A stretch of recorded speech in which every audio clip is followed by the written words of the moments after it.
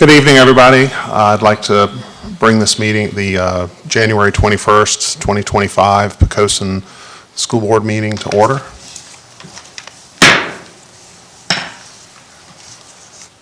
Just give me a second. All right, Mr. Mwagi.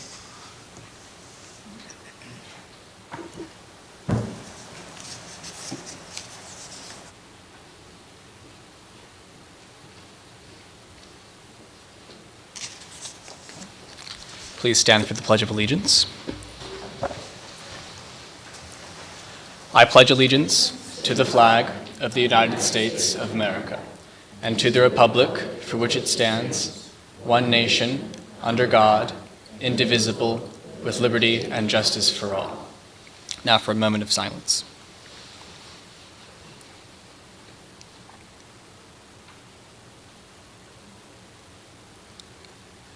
Thank you. Please be seated. 68 years ago today, the United States inaugurated its 34th president, General Dwight Eisenhower, for the second time. Throughout the course of his public career, Eisenhower would demonstrate the same diligence and dedication in office that he showed on the field of battle during the Second World War. In few words, Eisenhower outlined his thoughts on human achievement as follows: "We can take satisfaction from the past, but not complacency in the present. The task will not be easy or short. Accomplishment will prove to be a journey and not a destination." Thank you.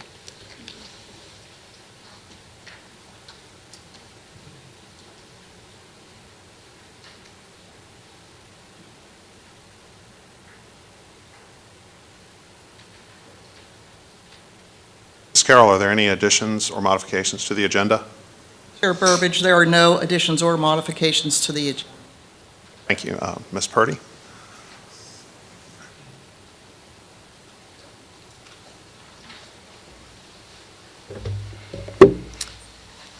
Chair, members of the board, community members, and colleagues, thank you for being here this evening. We have two recognitions for this evening, and the first of which is our Senior of the Month. The January Student Senior of the Month is an exceptional student who has consistently demonstrated a strong work ethic and diligence in all aspects of her academic pursuits. With her impressive 4.18 GPA and ranking 10th out of the 155 students, it is evident that Hope Gammons is committed to an academic excellence. She has shown her dedication by enrolling in various advanced level classes, including honors courses, advanced placement, and dual enrollment. Her passion for learning and desire to challenge herself is truly admirable. Aside from her outstanding academic achievements, Ms. Gammons is also heavily involved in extracurricular activities. She's an active participant in numerous clubs, organizations, and honor societies, including the National Honor Society, French Honor Society, and her leadership skills have also shown through her contributions as a member of Student to Student, Side by Side Club, Journalism Club as well, and she also is currently serving as Editor-in-Chief. Hope is also a member of two Poquoson High School choirs, the Evolution Show Choir and A Cappella. It should also be mentioned that she was selected to the district choir in 2024.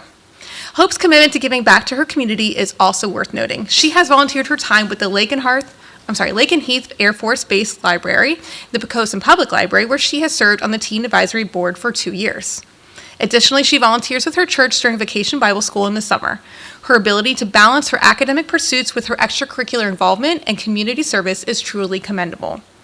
Considering Hope's achievements and character, it is without a doubt that she will make an exceptional Student of the Month for Poquoson High School. Please join me in congratulating Hope, who is not able to be with us today.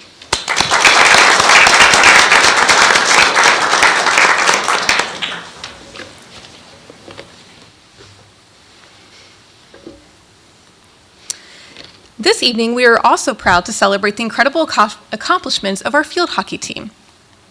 They have finished their season as the state runner-up in a mixed 1 through 3 classification. Their journey this year is a testament to their hard work, talent, and determination, and we are thrilled to recognize the entire team for their success. The team played 23 games, finishing with an impressive 16-6 overall record, and they scored a remarkable 80 goals this season while allowing only 32 goals, and they had 10 shutout games. The relentless offense earned 279 corners, which I'm going to be honest, I don't know what that means, but it sounds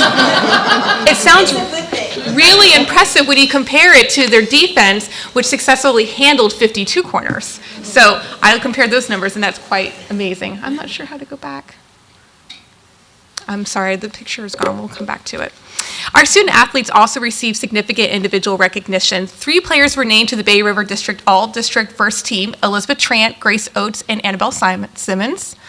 4 players earned All-District Second Team honors: Lucy Carpenter, Casey Law, Caroline Harper, and Ashlyn Jones. 3 players were selected for the First Team All-Region: Elizabeth Trant, Casey Law, and Grace Oates, and 3 more on the Second Team: Lucy Carpenter, Caroline Harper, and Annabelle Simmons. Honorable mentions include Ashlyn Jones and Ashley Grosseth.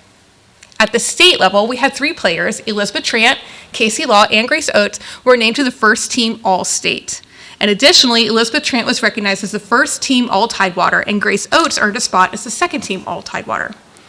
This team has brought pride and excitement to our school community, and their accomplishments both on and off the field are a reflection of their exceptional teamwork and dedication.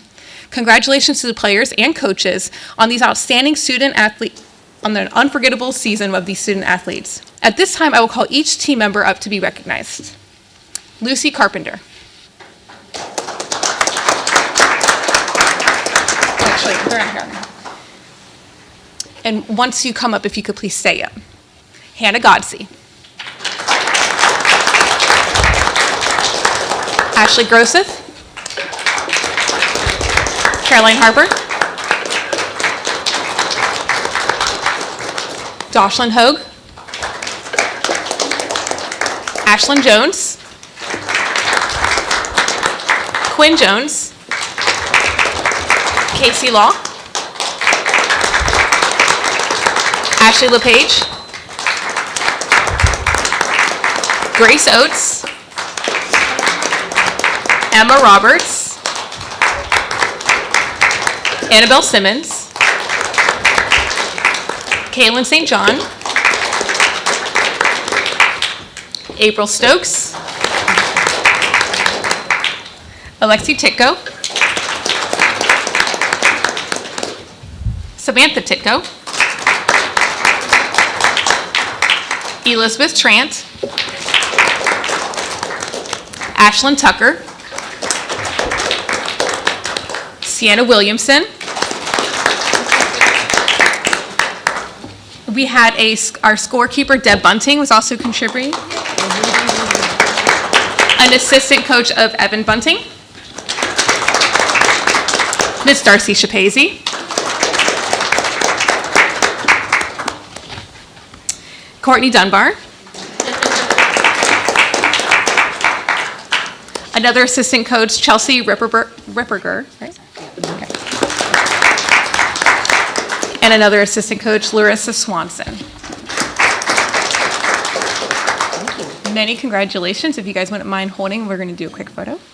Can we get in 2 rows? Yes, yeah. 2 rows.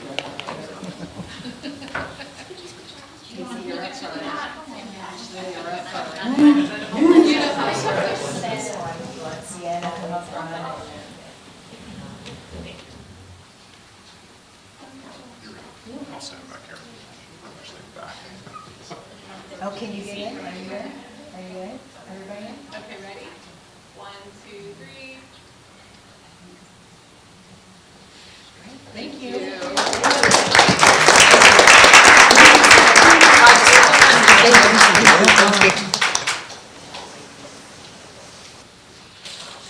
Congratulations on such a great season. That concludes our recognitions for the evening. Thank you.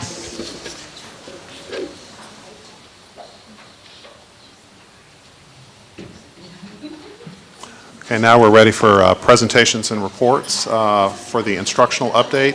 Ms. Ide? Oh, actually, we can just wait and let, if you guys want to clear out.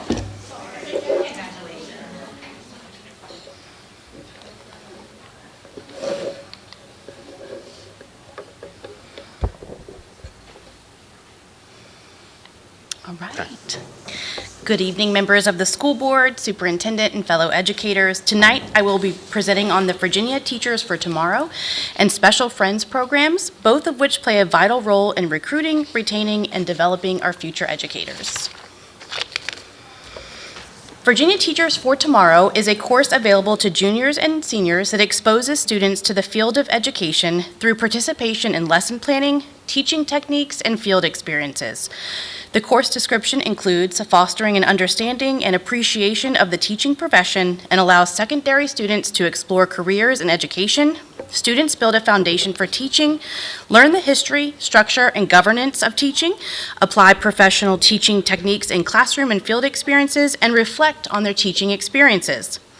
The components are intentionally broad in scope and provide a great deal of flexibility based on the career interest of the student. In addition to the fundamental curriculum components, all students are required to observe and participate in an internship outside of the classroom, which can take place pre-K through 12th grade. In PCPS, we lovingly call the students enrolled in this course teacher cadets. We currently have one section of this course that combines both Year 1 and Year 2 students. In total, we have 7 students enrolled. PPS hosted 6 teacher cadets Year 1 in November for observations, with placements coming soon. And the teacher cadet Year 2 is currently placed in a 2nd grade classroom. Pictured is a teacher cadet that previously served in Miss Julie Edwards' classroom. A few of our current staff members have given testimonials about the teacher cadet program. Miss Maria Goss, current 4th grade teacher at the elementary school, shared the following. In the spring of 2023, she had an opportunity to work with a teacher cadet, which was a rewarding experience for her students and her. The cadet took the time to get to know each student, understanding their strengths and area for improvement. She led small group sessions where she provided remediation and mini lessons to support their learning. The program was valuable for the cadet. She was able to observe and take part in key behind-the-scenes aspects of teaching, such as attending grade-level meetings, which helped her understand how a classroom functions. She also had the chance to review lesson plans and create her own. The lessons she taught gave both me and her PHS teacher cadet coordinator the opportunity to provide feedback supporting her growth as an aspiring educator. Miss Elise Barefoot, a current ITRT and previous 2nd grade teacher, shared that she also hosted a teacher cadet many, many years ago and thought it was a wonderful way of giving high school students who are interested in perhaps going into the educational field some real-world experience with students, classrooms, and teaching. They were able to really spend a good deal of time with the same class and teacher to see what teaching is all about. I think it's a great way for them to figure out very quickly if this is something they would be willing to pursue in the future, or if they're not interested at all. She states she wished she had this program when she was in high school because she would absolutely participate. We also have a program called Special Friends. Special Friends is a volunteer program for high school students that allows them to support younger students across the division. We currently have students serving at the primary, elementary, and middle school. This program is built into their schedule, and while it does not earn credit, they do earn volunteer hours and pride in knowing they're giving back to our community. As this is built into their class schedules, students serve during the school day. However, with demand in teacher volunteers, this program has happened after school as well at times. There are currently 13 students in the Special Friends program, with 9 of those being placed at the primary school. Mr. Justin Hollingsworth, a PE teacher at the middle school, shared these photos and the following. High school student Hannah Garman has been a special friend of 7th grade health and physical education students at Poquoson Middle School. Hannah participates in activities with the younger students, providing them with relatable role model who keeps them motivated and involved. She brings new ideas and extra support, making the class fun and interactive. Plus, it's a great way for her to build leadership skills while connecting with the younger student. Ms. Crystal Hauser, a current IPOP teacher at the primary school, shared the following. The IPOP classroom has had the privilege of having Audrey Chow serve as our special friend for 2 years in a row. Audrey is a positive, intelligent, committed, thoughtful, and caring individual who our class simply adores. As someone who wants to go into teaching, Audrey has displayed curiosity and dedication in understanding early childhood education, connecting her class content to our classroom environment, teaching strategies, and developmentally appropriate practices, and has made meaningful relationships with the students in IPOP. We are so proud to have Miss Audrey Chow as our special friend, and we will certainly miss her once she graduates. Thank you, Audrey. And Miss Carrie Griffin, a current 3rd grade teacher at the elementary school, shared that she is a host to both a teacher cadet and a special friend, and the experience is rewarding for all. Our classroom family is unique in that this is our 2nd year together, having looped up from 2nd to 3rd grade. Our special friend is the same from last year, which has been beneficial, especially for our third graders who take comfort in her presence with all the big changes that come with moving from the primary to the elementary school. She has built positive relationships with the students and continues to take an active part in our classroom by working one-on-one in small groups and with students to support their learning, or simply to be a calming, attentive listener. She is so appreciative of the collaboration with PHS. I want to take a moment to reflect on the impact of these efforts to inspire the next generation of educators through programs like Teacher Cadets and Special Friends. We're nurturing a passion for teaching and building leadership skills among our high school students. These programs allow students to connect with their younger learners, gain hands-on experience, and truly understand the rewards of a career in education. It's inspiring to see our students grow in their roles and the positive impact they're having on classrooms across the division. These efforts not only strengthen our schools today, but also lay the foundation for a bright future, where one day we might welcome them back as employees of PCPS. The following staff members have either participated in the Teacher Cadet Program or the Special Friends Program. Ms. Taylor Frazier, a special education teacher at PES. Alyssa Husky, kindergarten teacher at PPS. Catherine Banton, school counselor and counseling director at PHS. Wendy Green, reading specialist at PPS. Katie Chapman, school counselor at PMS. Heather Graham, paraprofessional at PPS. As you may have noticed, Ms. Kelly Purdy has launched a social media series highlighting Poquoson's own.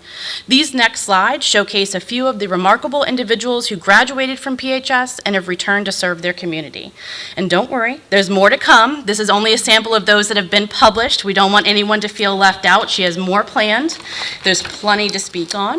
And our first one is Miss Julie Edwards, Miss Catherine Banton,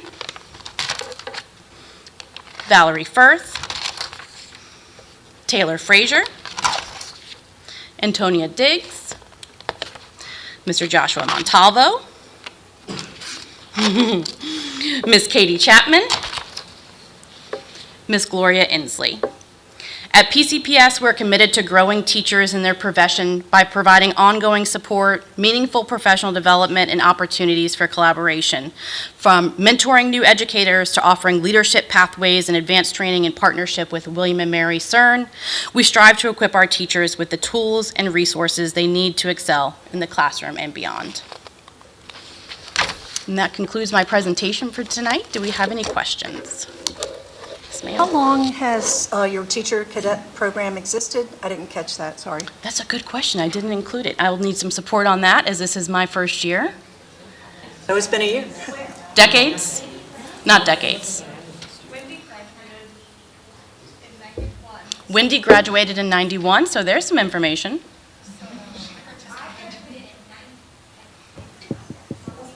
Follow-up question.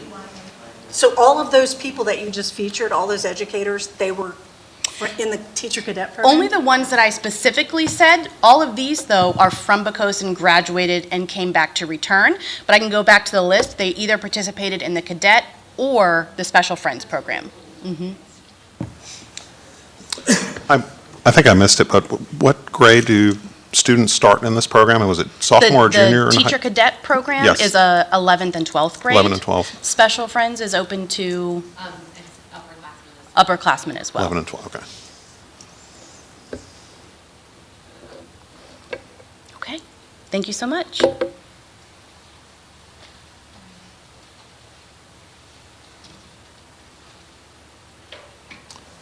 For our finance update, Ms. Spence?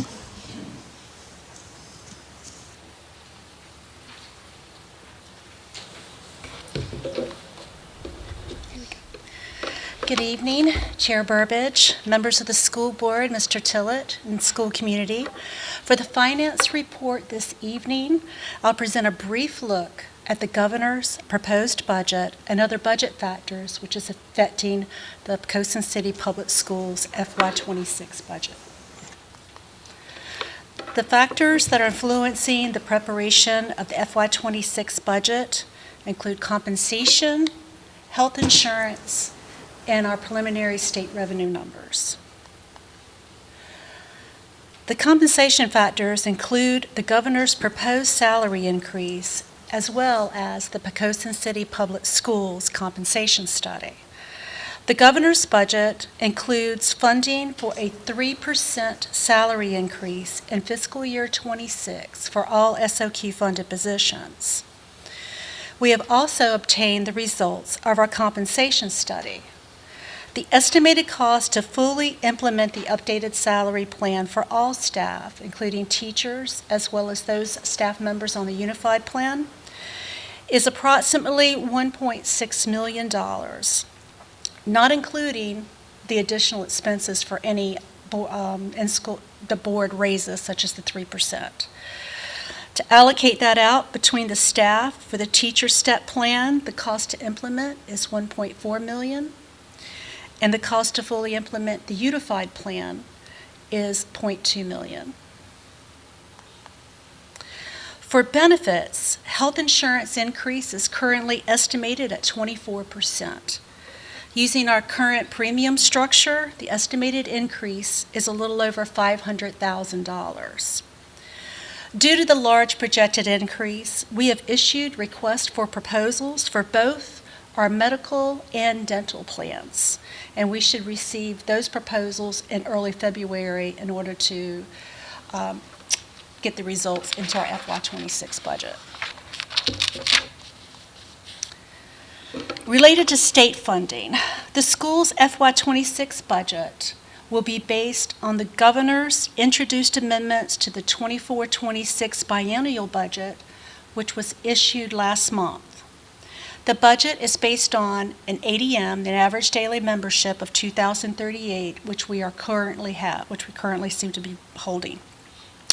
Please note that if the student population grows for any reason, we will receive additional funding because it's based on average daily membership. And those monies could be used to hire more teaching staff if necessary to accommodate the increased number of students. Now, the General Assembly is currently in session and is scheduled to adjourn on February 28th. At that time, the General Assembly's budget will be presented for the governor's signature. Proposed state revenues may fluctuate depending on what occurs during any budget reconciliation, if applicable. This chart presents a comparison between the FY25 caboose budget, that's been proposed, and the FY26 governor's fiscal year 26 budget. It highlights that our state funding is going to increase by approximately $300,000, which is primarily attributable to our increase in our compensation revenue, which is supposed to fund our 3% raise. The compensation supplement as shown up there is $342,000. So you pretty well say our things were pretty flat. What we're getting additional funding for is to fund that 3% increase. The superintendent's proposed budget, as mentioned earlier, is going to be based on information available at the time, which will be the governor's proposed budget in December. We will not know of any other potential changes to the budget until the General Assembly session concludes and they get done with their budget reconciliation. Last year it was May before we got anything. I think my first year it was September of the next fiscal year. So we just don't know. So I just want to make sure we base it on the information we have that's good at the time. This pretty much goes up. I've done it for the last 2 months to let you know. February 18th, we're going to present our proposed budget. In March, there's going to be a public hearing on the proposed budget, followed by school board discussion and potential budget approval. And in April, if desired, there's a joint work session scheduled between the school board and the city council. And that concludes my report for this evening. Entertain any questions? Yes. Regarding ADM, Yes. if the average daily membership increases throughout the year, does the state funding also continue, or is it based on a certain period of time, like the first 10 days? It's going to be based on the March 31st count, so we don't Okay. even know till it comes March Okay. 31st. So it's Yes. thanks. Yep. Yeah, I have a question. Yes. You mentioned the salary study and 1.6 million to reach the step plan. What's the benchmark, or what's the aspirational district? What are we trying to get to with that 1.6? There's not, it's like, we county, we're going to be in Gloucester, we're going to be. The comparison was really all the major school districts around us, as well as New Kent and Prince William, I believe. So currently, they're proposing like the step 0 to be $54,000, which that would make, we would actually be right at York. That seems to be the dog we're chasing. Yeah, if I could weigh in there, the analytics that the consultants used was to try to get to a regional average. So they looked at highs and lows and created their regional average. And so this all-encompassing number would be to approve the whole recommended plan, which would get to a regional average. When we start the budget process in February, we'll start talking about ways to get there in stages. In the event we can't get there immediately, but it is a regional average that will get us right at the threshold of where we've been talking about trying to get. You'll find a lot of very interesting information in that comp study because it shows the comparisons by division and then the average. So you'll get to see, and it's different in different stages of the pay plan. For example, in some pay plans, we're way off in our middle level teachers. Some pay plans, we're way off in our beginning teachers.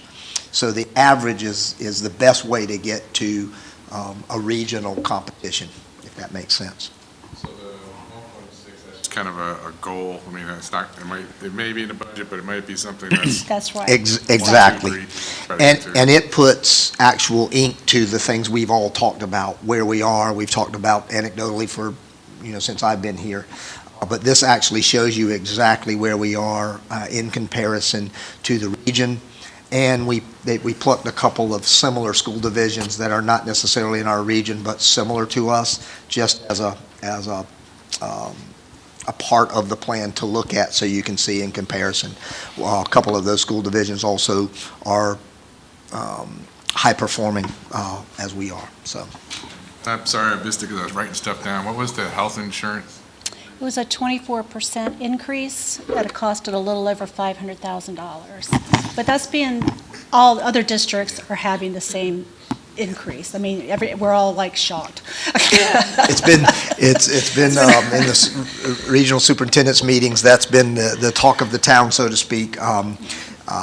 Everybody's seeing radical proposals for increase upwards in the 20%.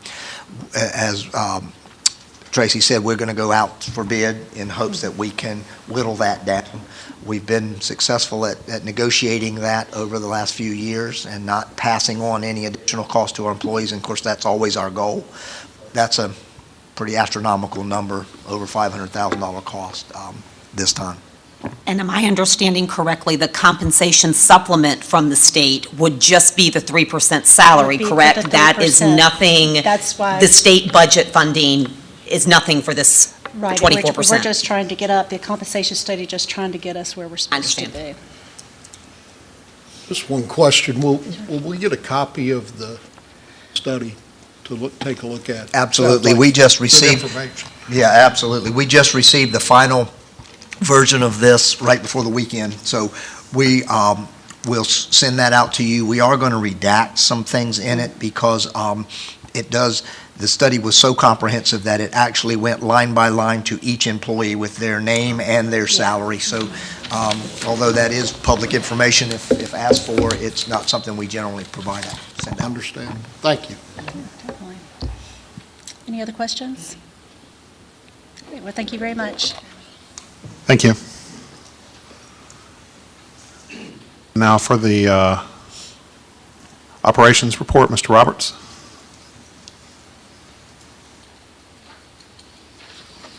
All right, good evening, members of the board, Superintendent Tillett, staff, and community members. I'm going to start tonight with talking about the school year 25-26 calendar. 2 slides on this one. This first slide is just some information. It closely resembles the recommendation that we're going to make tonight. Closely resembles this year's calendar because it worked well.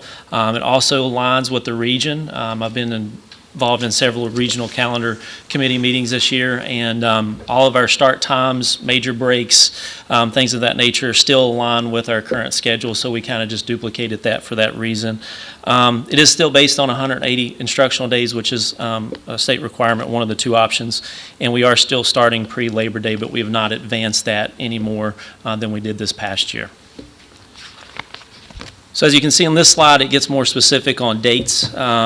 We still have the 11 half-days like the current calendar has, except we listened to some feedback from staff, and we're proposing to move those to Thursdays instead of Wednesdays based on our calendar committee, which is our staff council that's composed of our staff members, parents, and all the building admin.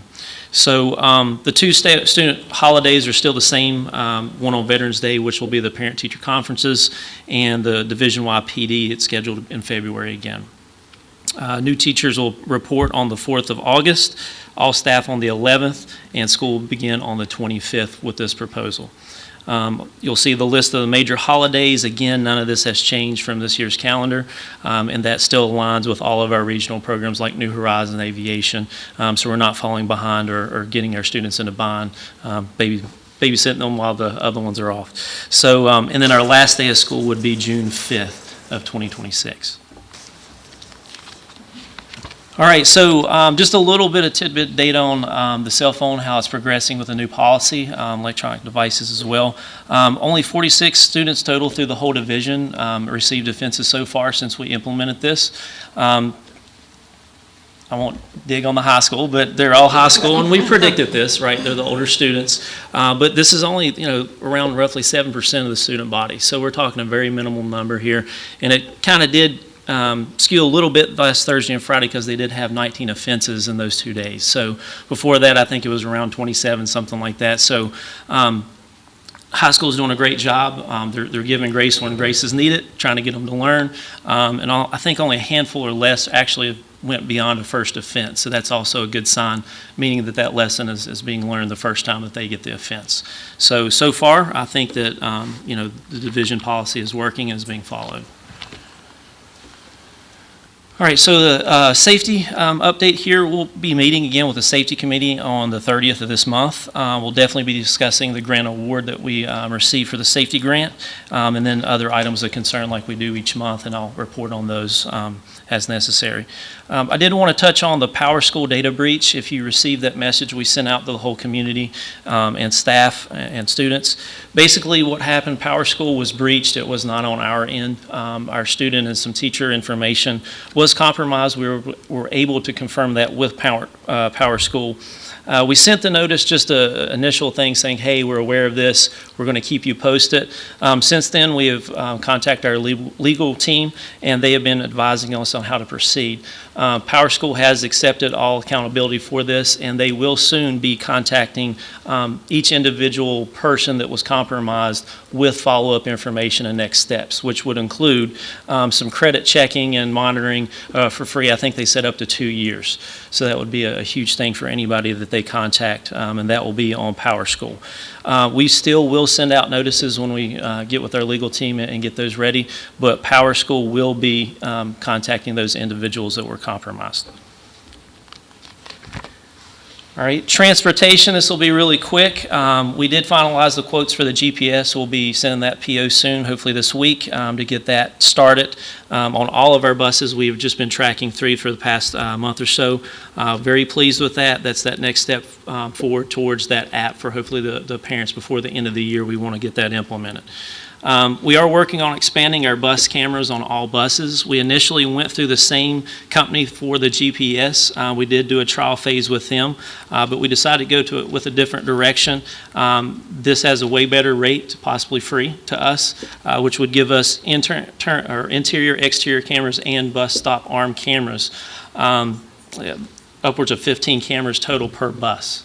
And basically, we work with our police department, which I met with, and they're going to partner with us hopefully and get this thing across the finish line soon. And this will be the on-demand version like we talked about with the other company, where we can just live feed in or go to the cloud and not have to rely on the tapes that may or may not be recording. So huge advantage to us. Very excited about that, hopefully coming to light. We still need drivers. I'll say that every month. We are looking better. We have some in queue for training. That's going well. It just, there's so many hours that you have to get before you're released for good reason. And as soon as we get those that are in training across, hopefully we'll see some lighter loads for buses. So, and that's it, unless you have questions. Quick question regarding the GPS. You mentioned that you just sent out for quotes. When do you have sort of an estimate on when you think?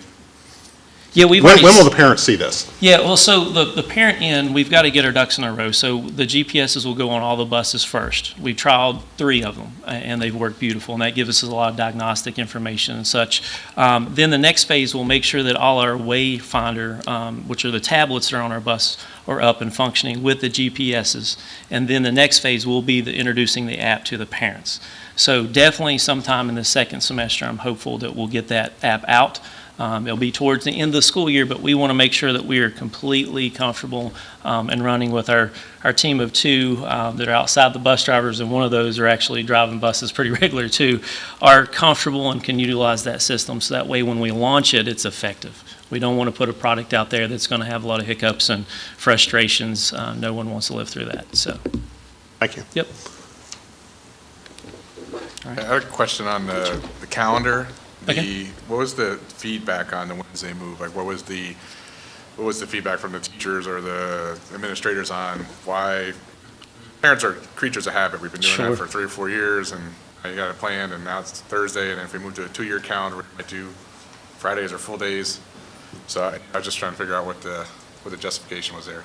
Sure, do you want to? Yeah, I'll feel that. We had a pretty extensive conversation with the staff council and the calendar committee, and there was some concern raised primarily from the teachers of our younger students, that Wednesday causes a disruption in the week, and then when they return on Thursday, it takes them a while to get them settled back. They wanted to move to Friday, and of course we had the deep conversation about attendance rates, and that's a significant issue in the state, and Friday attendance on half days is not good. So the compromise was, let's try Thursday. They think that moving it that day later in the week might be less disruptive to the second half of the week in the antsiness of our kids when they return from the half day. That dialogue was, again, primarily launched by the primary and elementary school representatives on that committee. And we didn't have any reason to have anything against that move.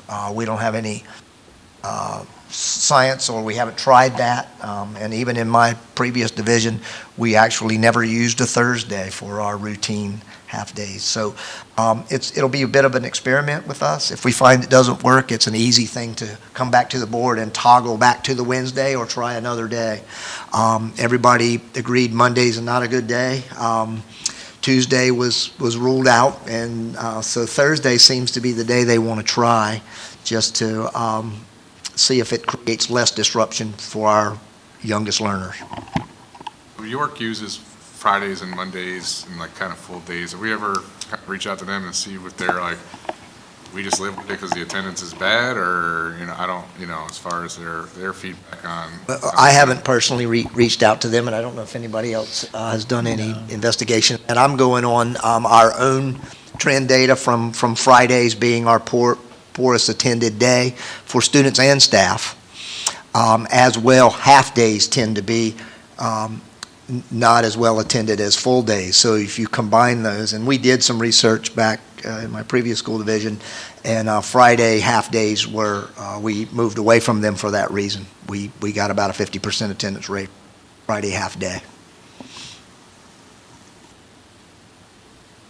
more of a comment than a question, but I did notice, for instance, Martin Luther King weekend, we have a half day on the Thursday next year, back to school Friday, and then off on Monday. So I'm not sure what that looks like possibly for attendance either. But again, maybe a full day would be more incentive to stay. But, and again, I have no problem if that is the feedback. But I did see a couple of holes like that. I think there was another one in November where I'm not really sure how that's going to go, but. Good point. Yeah. And again, this is a calendar for you to poke holes in. That's the purpose.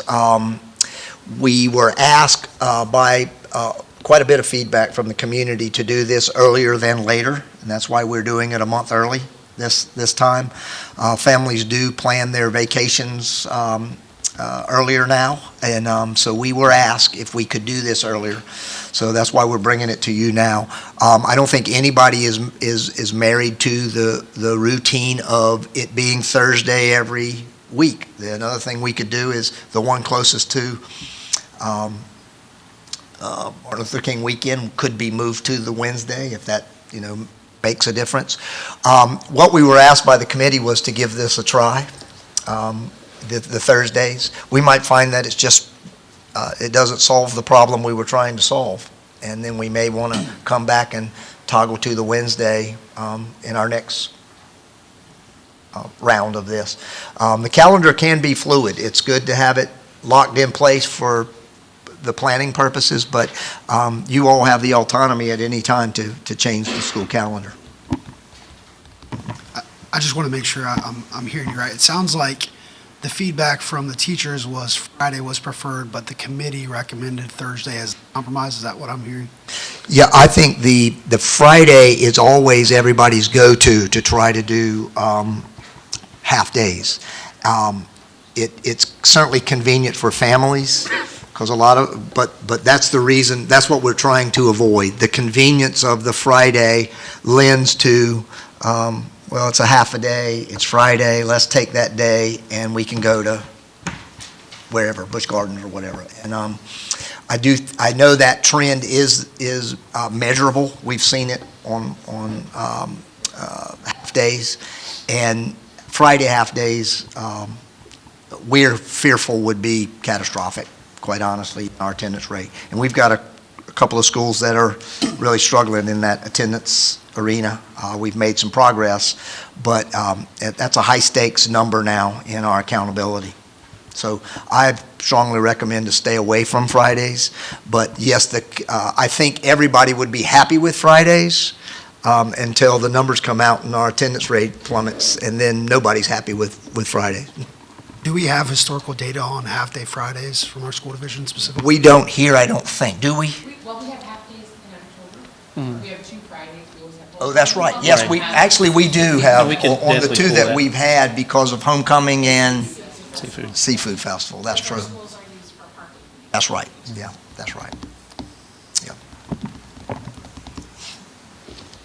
Thank you. Thank you, Mr. Roberts.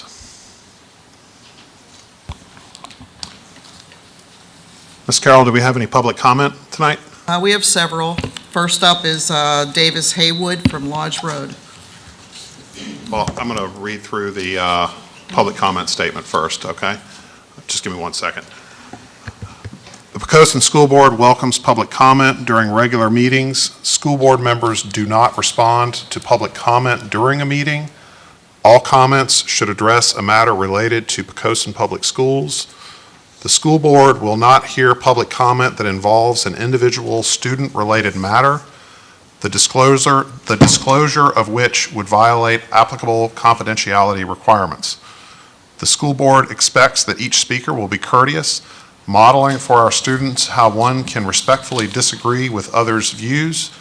Speakers will address their comments to the entire school board and not to one individual board member, nor to the superintendent, a staff member, or the audience. Speakers are encouraged not to engage in personal attacks. Speakers will present their comments from the podium. To follow school board policy, time allotted to speakers shall be 3 minutes, based on the timer.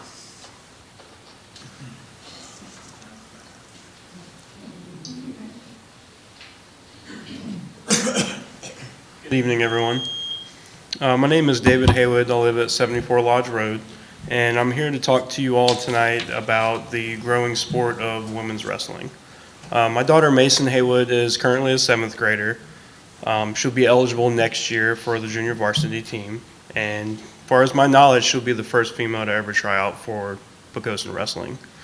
The sport recently, within the last week, has gained championship status at the Division 1, 2, and 3 level. NCAA just approved all of that. Attendance from female athletes has soared drastically within the last 3 years, and even more if you compare, 5, 10 years ago. My question to the school board is, has anybody looked into what it would take to accommodate a female on the wrestling squad? Currently, the sport is in a kind of like a probationary status. I believe next year it's fully expected to be sanctioned 100% at the VHSL level. Poquoson has an outstanding reputation of having very good wrestlers. We've harvested many, many, many state championships over many years, and I would like to see them pursue that on the women's division as well. The 3 females that we have tonight, one is my daughter, the other 2 are state champions at the youth level. My daughter is also a multi-sport athlete, just played softball for a very long time. Plans to play for Poquoson High School, and that team, when she comes through, will be very solid. So fully expect these girls to go to the state championship level, and also my daughter, multi-sport athlete, will probably be at that level at both sports. The wrestling room has been around for a very, very long time.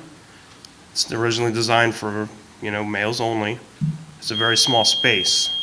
So just curious, has anybody looked into that? Because next year she would like to try out, and we would like to be a part of the team. Any questions since 45 seconds? We don't typically field questions, but I have I've got some good data. notes. I have some data here that I can present to you, sir, if you would like to. If you want to review hand it. that out? Yeah, it's just one copy. Okay, just hand it here and we'll, This is the petition that was written to the VHSL. okay, So that has all the metrics on it. okay. Thank you, I appreciate it.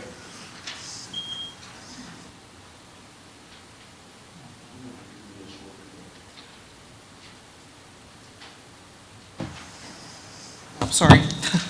Next speaker is Caitlin Cross from Dorothy Drive.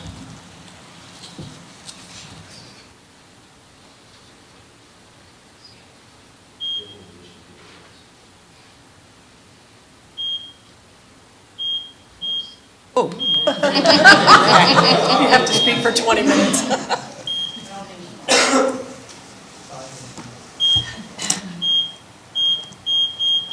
I'm sorry.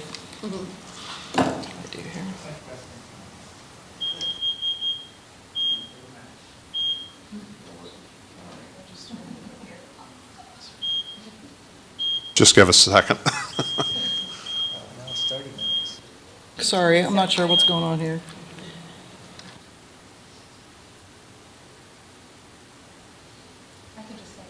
Russell, she knows what 3 minutes is in her head. Yeah, she's going to set one. You want to just use a cell phone, is that okay? Can we do a timer? And we'll give you a 1-minute warning, okay.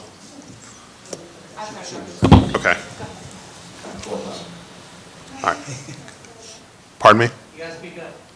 My name is Caitlin Cross. I'm in 6th grade. I've been wrestling for 2 years. I won states last year, and I believe that girls should have a high school wrestling team because I think it's unfair how boys and girls wrestle the same, but they're treated differently. And I think how they can't share it. So I think that we should get our own wrestling room, and it would be better for us to work with girls, and it would help us get more boys, or more girls into the sport. And I just want to wrestle when I'm older, and I don't want to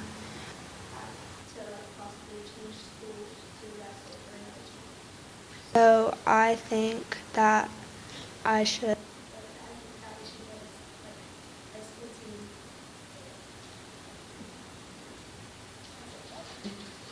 Thank you very much. Next speaker is Brandon Cross from Dorothy Drive.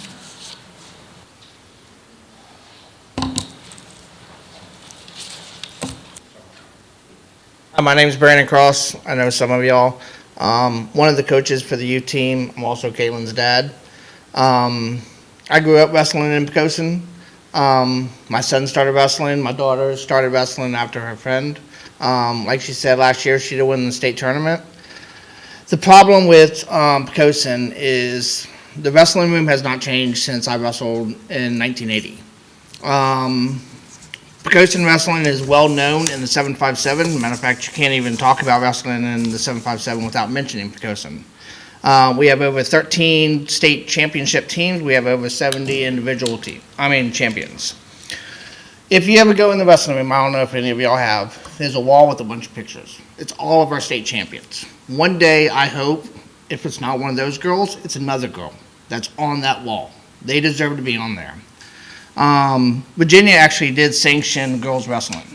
The problem is is that 3 minutes already? No. Okay. You need to be able to facilitate the girls. So the wrestling room is very outdated. It's one locker room, one bathroom. For a team to actually exist, all you need is one girl to create a varsity wrestling team. You also need to be able to house them in a locker room and have their own bathroom. Poquoson is one of the only schools that does not use the school as a facility. So, for example, with TAB, they use a wrestling room outside the gym, so they have the boys' locker room and girls' locker room. Poquoson does not have that. I understand that it's probably not feasible to get the wrestling room fixed by the time they wrestle. We got 1 year and 2 years for some of these girls. But I know that next year, you would have 2 girls that would wrestle on the team.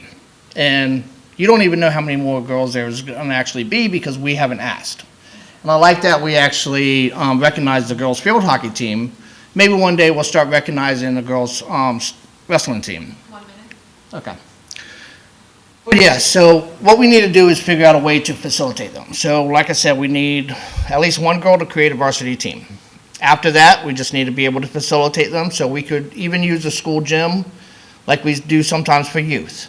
And you do need an actual paid coach because they have to be able to travel with their girls. So we could put them in with the Title IX and say, hey, you're going to wrestle with the boys, but it is not adequate for them to go in there. Like my daughter, she wrestles boys right now. She wrestles girls. But you really do need a girls team because you have to train them a little bit different. I'm one of the 4 coaches that are actually certified to coach girls on our youth team. So there is a little bit difference that you have to do. That's why we're doing this. Not to say, hey, we got to get them in the wrestling room, but to create a team for the long run because Poquoson, we don't want to fall behind. We want to get ahead of the game with the girls wrestling. It is most growing sport. Since 1984, there's over 50,000 girls that wrestle. 46 states actually sanction it. Thank you. Thank you.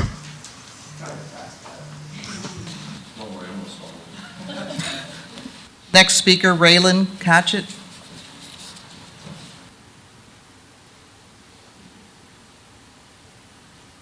Hello, my name is Raylan Hatchett. I'm a 6th grader at Poquoson Middle School, and this is my 3rd year wrestling.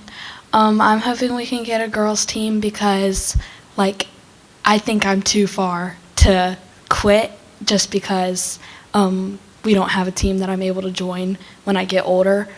I really hope that we can expand the sport from our team more so that I can have more girls to wrestle.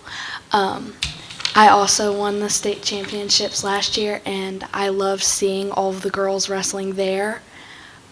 So I really just hope our team can expand to that.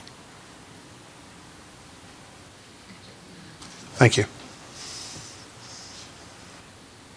Next speaker, Mason Haywood, I'm sorry.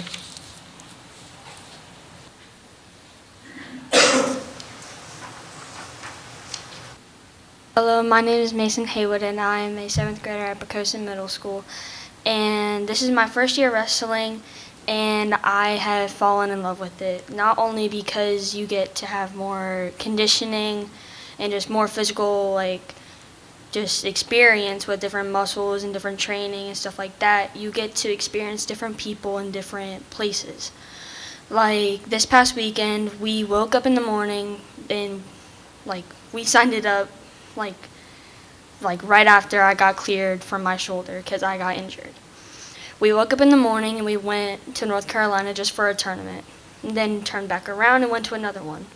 My parents are also committed to me wrestling because they know that I like it, not only because I like softball, but because I am a multi-sport athlete. I love playing sports and I love being active. But with the wrestling room, it's hard because there's so many males and there's not many females that are, and especially kids that are my size. I weigh more than both Caitlin and Ray, so I have to be paired with a male, or I have to feel like I'm being, like I'm crushing them, when I know that I'm probably not. But deep down inside, I feel like I am. So it's just hard because you don't want to hurt your fellow teammate and also a best friend to you. Thank you. Good job. Next speaker, Derek Goodson.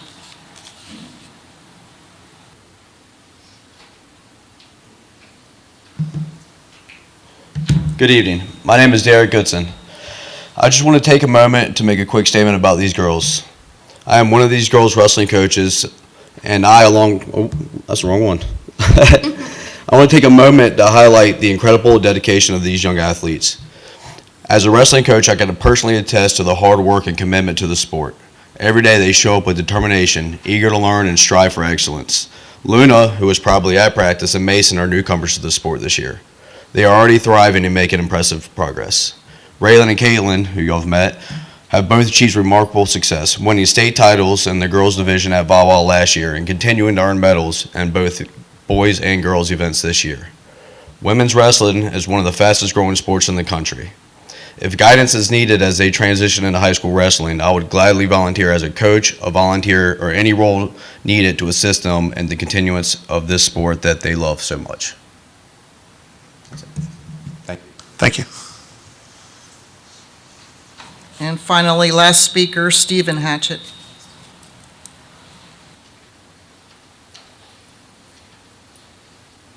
My name's Steve Hatchett. On Gray Circle, I'm Raylan's dad. Public speaking isn't something that I really like to do, but I wanted to stand up for my daughter and the girls here. So, wrestling for my daughter has improved her discipline, her strength, her self-confidence. She really loves it and has become an important part of her life and of our lives. We just think the girls should have the opportunity to continue in a sport that they love in high school and beyond. I'm very proud of Raylan and all these girls and their achievements and growth in the sport. Thank you.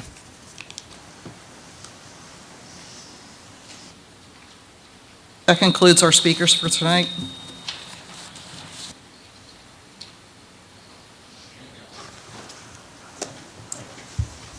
Thank you for the public comments.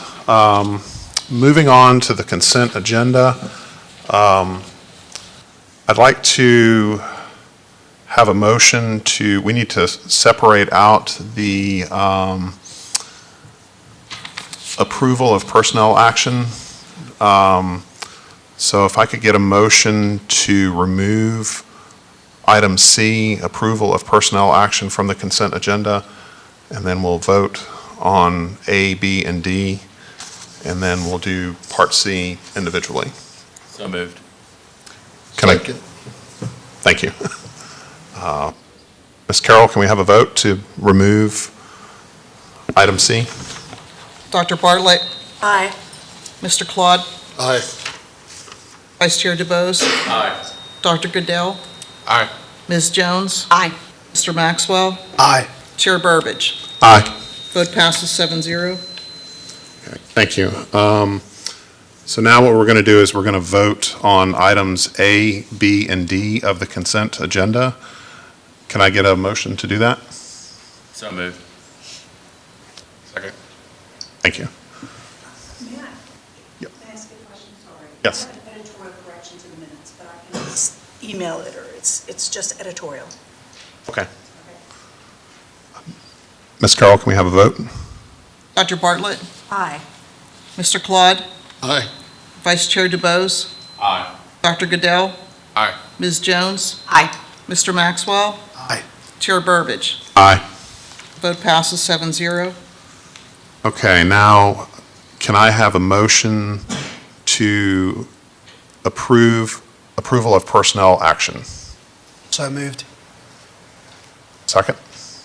Second. Ms. Carroll, can we have a vote for approval of personnel action?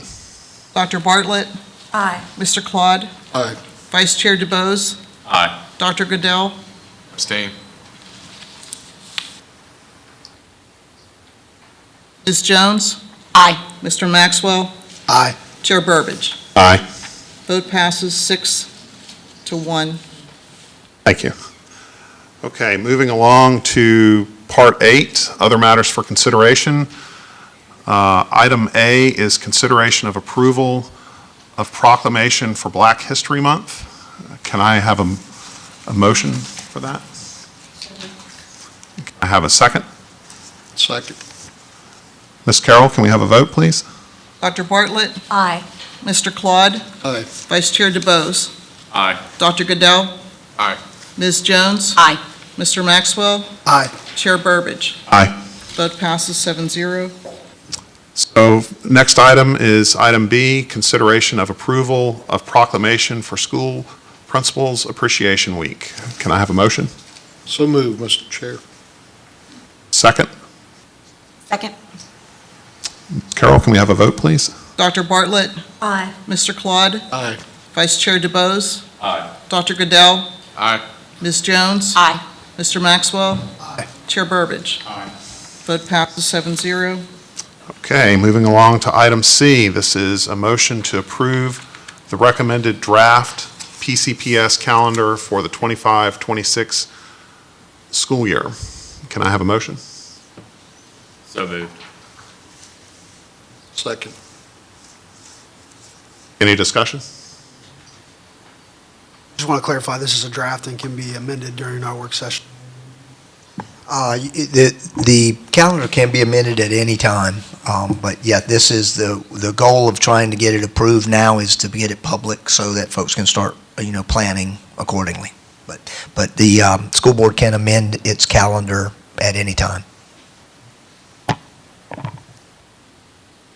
Any other questions? Ms. Carroll, can we have a vote? Dr. Bartlett, Aye. Mr. Claude, Aye. Vice Chair DeBose, Aye. Dr. Goodell, Aye. Ms. Jones, Aye. Mr. Maxwell, Aye. Chair Burbidge. Aye. Vote passes 7-0. Okay, moving along to Part 9, communications and/or other matters by school board and/or superintendent. Mr. Lamagi? Of course, thank you. Here are the reports from the Poquoson City Public Schools. From the primary school, as we have returned from our holiday break, we have gone back to basics and reviewed school-wide expectations once again, to now include the expectations for the cell phone and electronic device policy.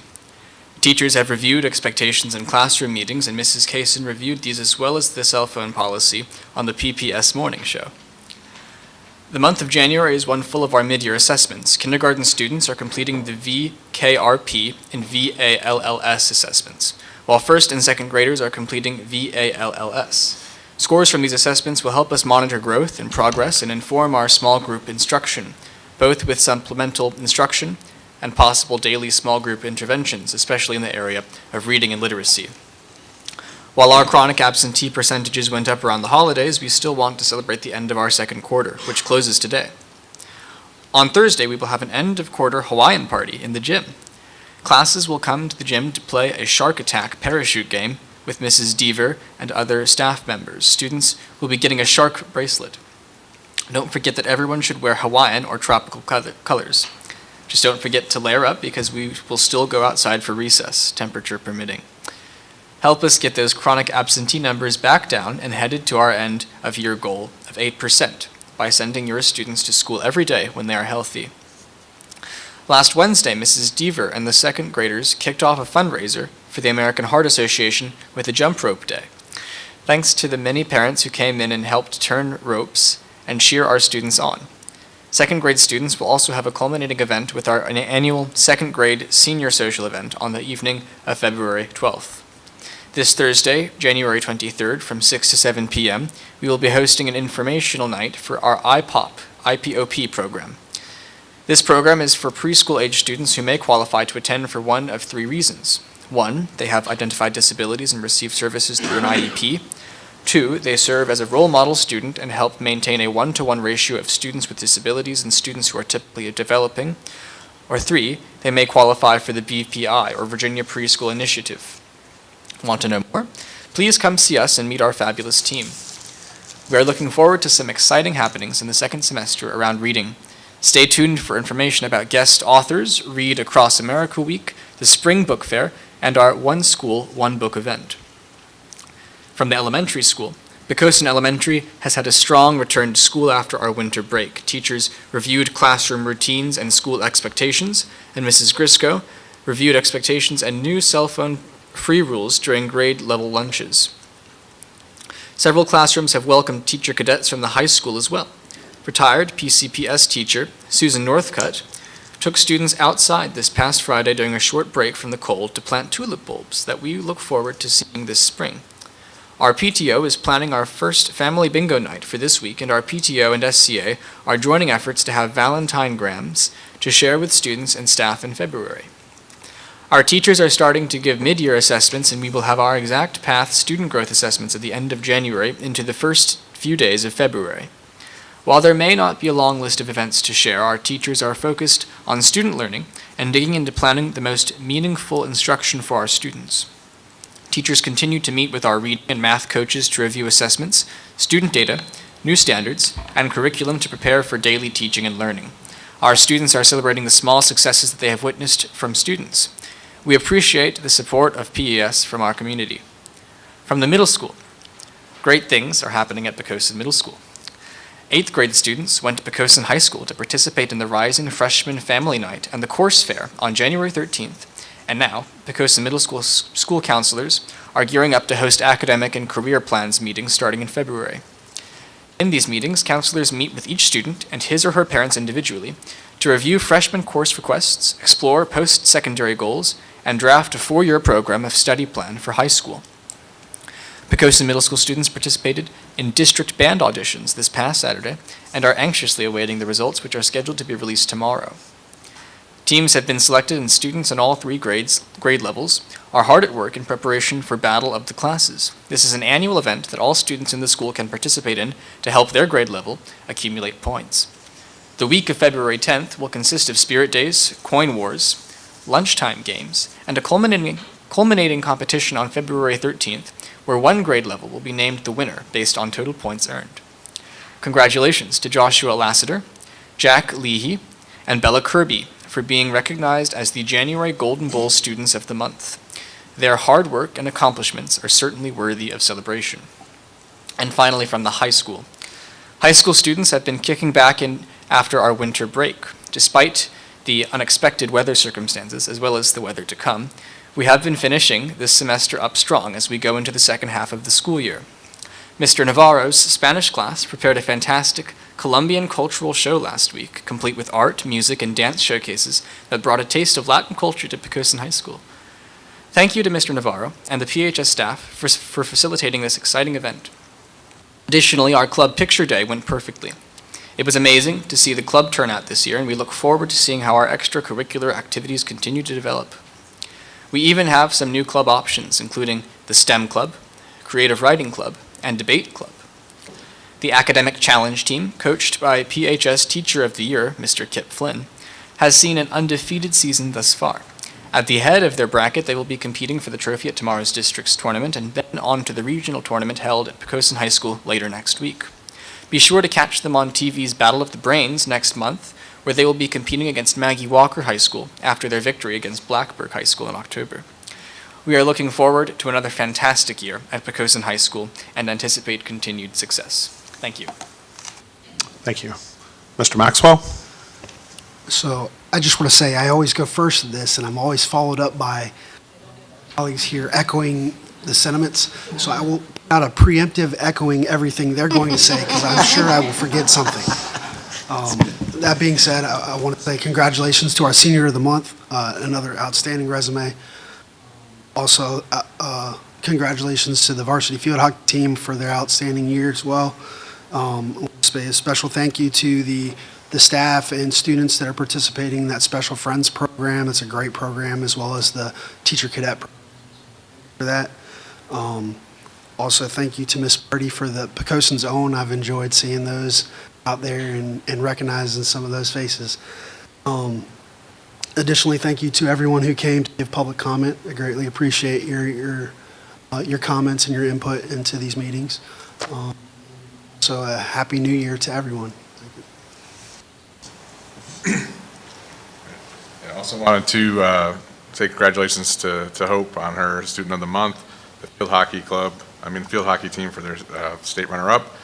Also wanted to give a good thanks and congratulations to the high school guidance team for their course fair, especially for my rising ninth grader. That was great to have a lot of those courses out there and kind of figure out the pathway. We're planners, so he's got his 4 years already figured out. So we're happy that was there. Teachers of Tomorrow, near and dear to my heart. I hope a lot of those students know that there are also programs once you get into college, like the Teaching Fellows, or I run a program called the Robert Noyce program, where there's lots of scholarship money. We give $20,000 a year to math and science teachers. The Teaching Fellows goes elementary, special education, STEM teachers. So no longer do you really have to go into debt. I know the payment, is, we're getting there, but we're, for them, they'll make that as a career decision. If it's passionate about it, you don't have to go into debt to do it. And then also want to thank our speakers on the women's wrestling. That's also near and dear to my heart. I was a high school, middle school wrestling coach. 2006, I had one of the first female wrestlers in Chesapeake. She was, an all-city wrestler. And don't give up. This is one step. Call the athletic director, start a club. Talk to the school board on anything that you may need. If it's starting in, sometimes we had to roll mats out in the cafeteria to get going and to get a practice going, and showing that there's a will and there's a critical mass, and getting that petition into VHSL and doing it. And then we're capital improvement plan is a new facility, and that's where there's input. Maybe there's an opportunity to have gender facilities and that type of stuff in the new building in 3, 4, 5 years. Keep at it. I'm proud of you. And that's it. Ms. Bartlett? Well, Happy New Year to everyone. I echo everything that everyone has said. I do want to wish the best of luck to all the students and their teachers for their mid-year assessments. I know it can get a little stressful. And lastly, for the public speakers, I am a wrestling fan of women's wrestling. So I really appreciate you bringing this to our attention. Women's wrestling, if I recall correctly, has been an Olympic sport for 20 years. So just that gives you an idea. It's been 2 generations. So anyway, that's it. Thanks. Mr. Claude? Yes, thank you. Again, echoing the comments, certainly congratulating the Senior of the Month and the girls varsity field hockey. Wonderful achievements. Also wanted to thank folks here tonight that have come to speak to us. And I would like to see if I could get a copy of what was presented. I'll make a copy and hand this out to all y'all.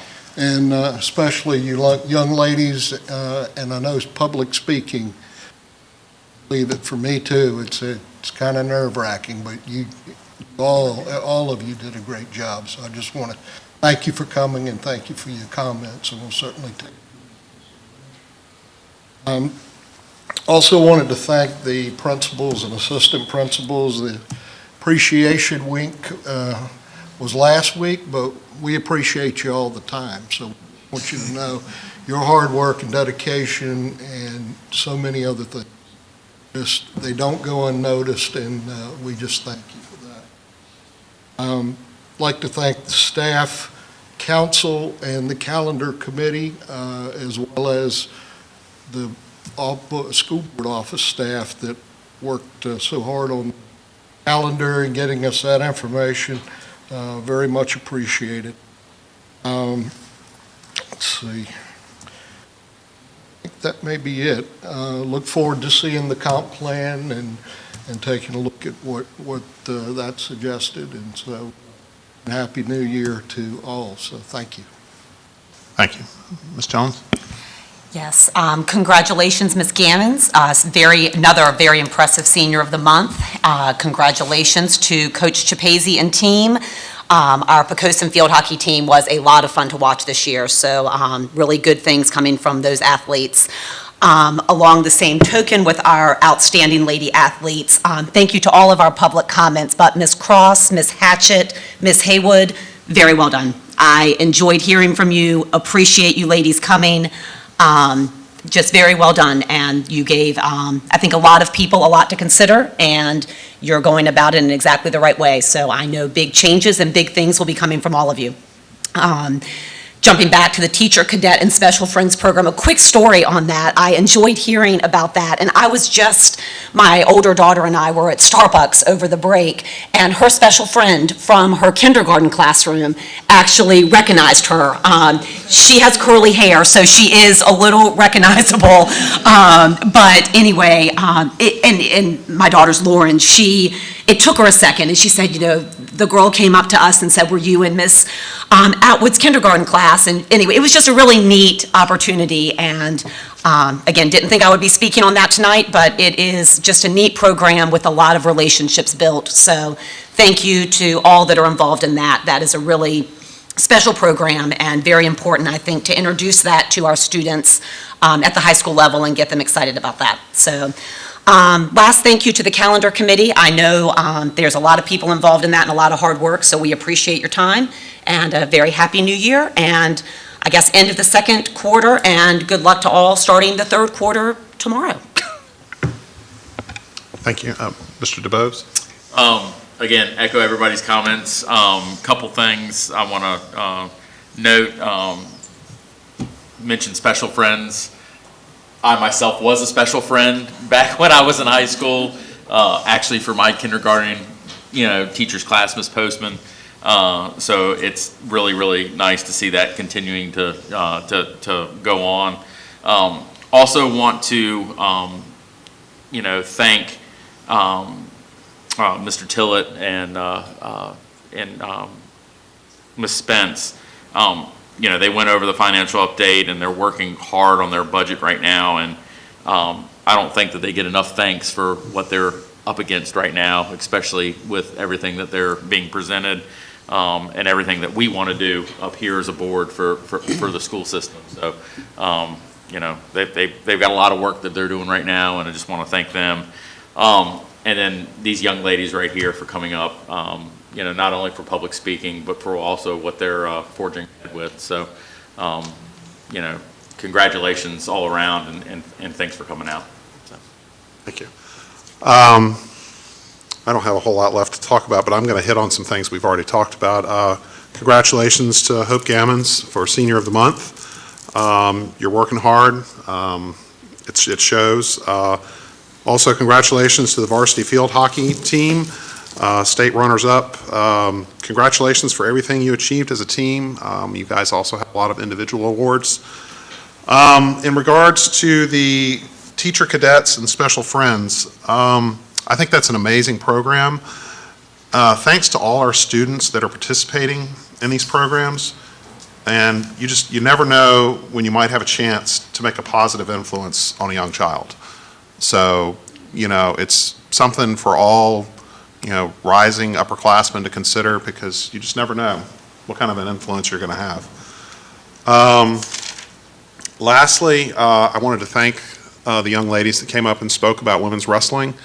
Thank you. You guys did a great job. I know it makes you a little bit nervous to do it, but it's important for you to come up and talk to the public about things that are important to you. So thank you for your presentation. It will be considered. Thank you. I think it's all been said, so I agree and concur, and I hope you all have a great evening. That concludes our meeting.